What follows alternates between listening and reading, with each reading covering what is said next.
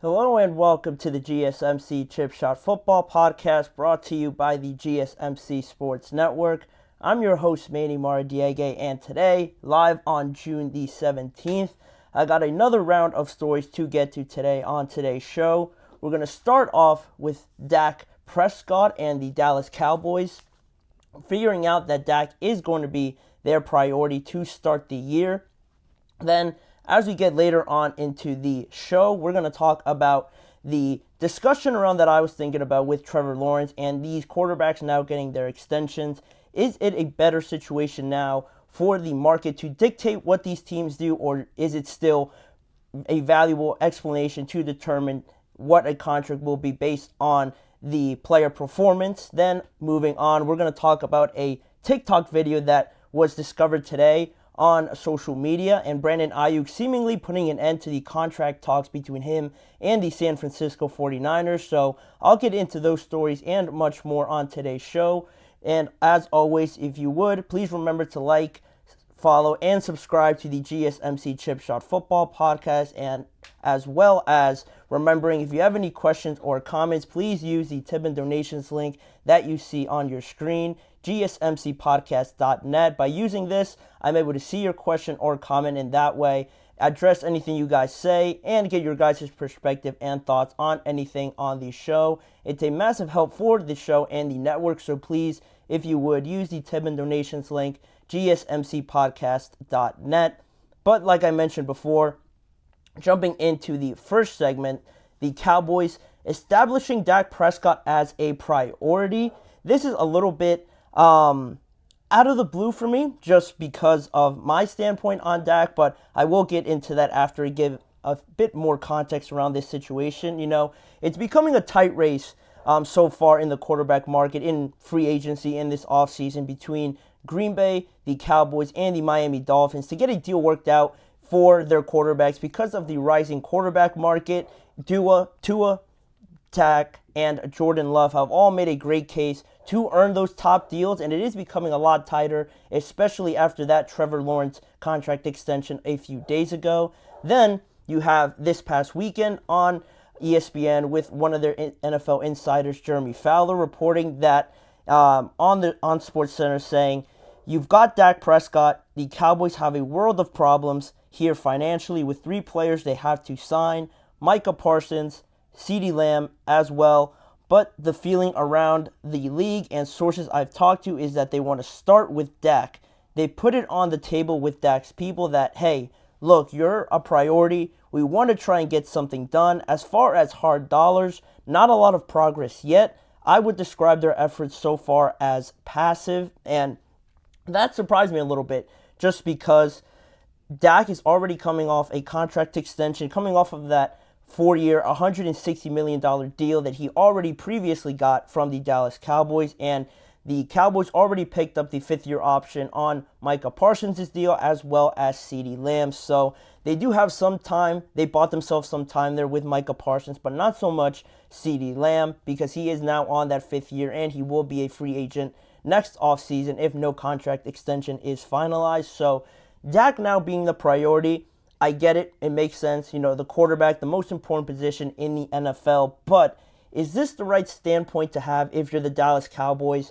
I thought of a few points that, you know, raise some questions to support potentially the other side. If you aren't a supporter of Dak, if you don't think Dak should get this extension, I'm not saying he shouldn't based on any other feelings except just on his performance. The biggest question with me is, you know, at some point, or at what point I should say, do you start wondering how far is Dak into his development? Have we reached the ceiling, especially in the playoffs where that has become the narrative around the Dallas Cowboys? How much better can he give out of his playoff performances that we are willing to give him 55, 54, maybe 57, $60 million per year on his next contract extension? You know, so far now with a lot of teams paying these quarterbacks, they want to get better, make more playoff appearances, and make more progress deeper in the playoffs. But the Dallas Cowboys are already there, and I'm not saying it's just all on their roster. It has nothing to do with Dak. Dak has certainly played a massive part in where they've gone and how successful they have been. But with that being said, it now just shifts. Now the expectations sort of shift a little bit more. The field goal sort of moves a little bit. The posts keep moving. The media keeps moving. The standard so far set for the Dallas Cowboys. And with them constantly being in the playoffs, winning the division, I think moving the expectations is fair on that point because you have to at least get better as you keep going. And with Dak being 2-5 in the playoffs so far, and this roster already being very good as it is, you have to wonder, at what point, at least for me as a fan, if I'm watching, how much more can this quarterback give us if we're going to just continue to make the playoffs and have the same results as we have had in previous years? And I know if you've watched this show, I've been a big advocate of Mike Tomlin. Not as much playoff success as other coaches, similar to Dak Prescott, not too successful in the playoffs, but I'm always advocating to keep him there, keep the consistency going, and it's always a great thing for a coach because you can't always find that in somebody else if you decide to move on from Mike Tomlin. But in the same breath, I might be contradicting myself in that aspect, but the Steelers, me as a Steelers fan, we're not paying Mike Tomlin $60 million, $55 million, the highest paid contract in the NFL to stay with the Steelers. That's the biggest difference. You're allocating a lot of money to Dak, who is only 30 years old. I'm not saying he is definitely not going to get better, but at some point as well, you have to just think about it. Maybe we've reached the limit here with Dak, at least with Dak and the Cowboys. Maybe he goes on somewhere else and does great. Maybe the chemistry, the cooperation with the Dallas Cowboys just has reached its limit. He could go out and try his luck somewhere else, and that could work. But for right now, I think the Cowboys find themselves in a weird spot because if you look at the other two options, like Jeremy Fowler mentioned, CeeDee and Micah Parsons. Micah Parsons, it's nice that you can get it pushed back a little bit more because he is not a free agent until 2026. But with CeeDee Lamb, he is younger. He has produced at a great level, arguably to match Justin Jefferson for the highest paid wide receiver. But the Dallas Cowboys can't afford to have one of the highest paid quarterbacks, highest paid receiver, the highest paid outside linebacker or edge rusher once Micah Parsons is due for his extension. And what's funny about this, I think many people won't mention it, that if Dak wasn't a quarterback, I think up to this point, if you have these two other positions that you do need extensions, I don't think he would be the first priority. And I don't think that's too crazy to say for Dak. Just because he's a quarterback, he wouldn't be the first priority, at least in my mind, because the quarterbacks just shoot up to the top of the list because you need that, as we've seen in recent years, in recent games.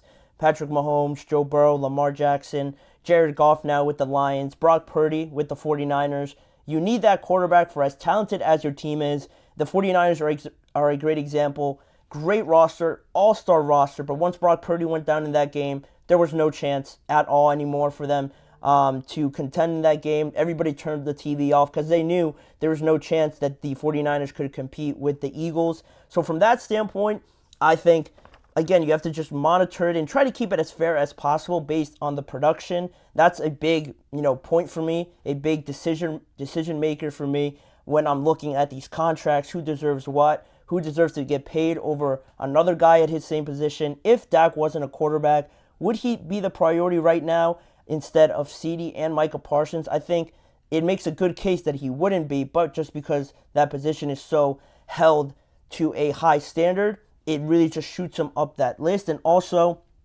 Dak is the priority right now, as the Cowboys have said, but to me, that does come with a little bit of context and a little bit of a stipulation because he could be the priority right now, and it's interesting to mention him as a priority because they are competing in a sense with the Packers, I'm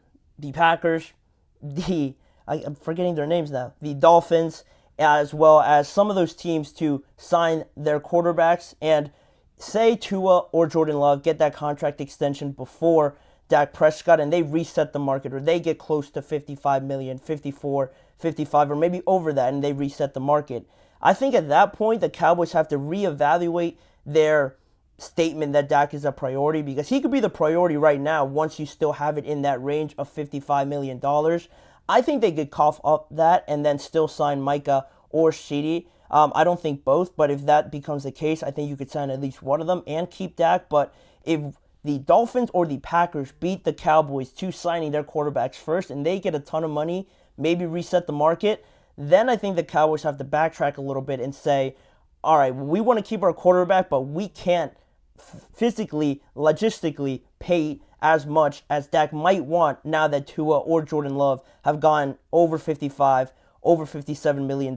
We just can't pay that for a quarterback and still expect to sign at least one of the other guys in their positions. That's just not fair in my estimation to those other guys who I think have still a lot more room to grow and a lot more impact to be made than Dak, at least with the Dallas Cowboys. And also, just as the last point to sort of play devil's advocate here to my point that I'm making, you could say that there are other wide receiver options out there, or that there are more wide receiver options out there. If you were to move on from CeeDee Lamb, you definitely have more receiving options out there than you would have quarterbacks, because it's easy to say, from my standpoint, that Dak has sort of reached the limit with the Cowboys, but at the same time, if you do move on from him, who do you have there waiting to try and sign, to try and lure in free agency to come be your starting quarterback? Is Trey Lance that guy? Do you have that much confidence in him? I wouldn't, because you haven't seen any film of him so far in the NFL, really. So there is that option to sort of flip it on its head if you want to keep Dak and maybe you have more receiving options to potentially move on from CeeDee Lamb, but I don't see that happening. I think they keep CeeDee Lamb. I think they keep Micah Parsons, and at the same time, it's just interesting to talk about with Dak being the priority now. It does come with a little bit of context and a little bit of stipulation there, because it is very much give or take right now with these teams, monitoring how the Packers do it, how the Miami Dolphins do it. I expect one of these deals to get done before training camp here in the next 4 to 5 weeks. So who that is will have a big determining factor on the rest of these quarterbacks. But for right now, we'll leave this discussion here, and we're going to move on with the rest of the show. We're going to get into more of a deeper discussion around the quarterbacks in the next segment, talking about this whole idea of the contracts being handed out based on production or just based on what every other team does, and not trying to be left to be last in extending your quarterback. I think there's a lot more to dig into there, and we will dig more into that after this break. You are watching the GSMC Chip Shot Football Podcast.